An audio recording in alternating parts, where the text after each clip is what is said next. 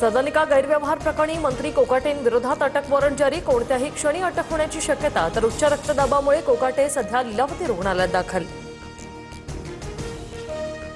धनंजय मुंडेंनी दिल्लीत अमित शहांची भेट घेतली. मंत्री कोकाटेंवर अटकेची टांगती तलवार असताना दुसरीकडे धनंजय मुंडेंची दिल्लीवारी चर्चेत. मंत्रिपदासाठी मुंडेंनी भेट घेतल्याची चर्चा.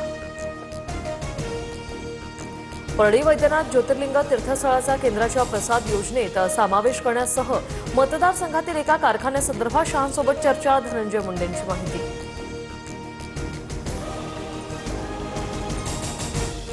धनंजय मुंडेंचे हायकमांड मुंबईत. दिल्लीत का आले माहीत नाही. वैयक्तिक कामासाठी दिल्लीत आले असतील.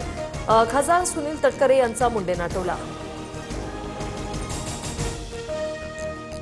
फडणवीसांनी कोकाटेंबाबतचा निर्णय अजित पवारांवर सोपवला. कोकाटेंसोबत संपर्क सुरू. अजितदादांची माहिती. तर कारवाई झाल्यास खाती कुणाला द्यायची. फडणवीसांकडून अजितदादांना विचारणा. धनंजय मुंडेंना मंत्रिपद मिळत असेल तर 100 वाल्मी कराड, 1000 टोळ्या आणि खून होतील. धनंजय देशमुखांचा हल्लाबोल. कराड गँग राजश्रयात होती हे सिद्ध करताना दबाव येऊ शकतो असं पत्र कोर्टात दिले. देशमुखांची माहिती.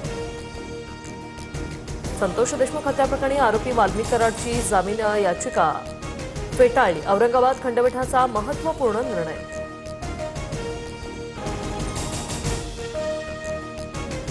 साताऱ्यातील 115 कोटींच्या ड्रग्ज प्रकरणी सुषमा अंधारेंचा एकनाथ शिंदेंच्या भावावर गंभीर आरोप.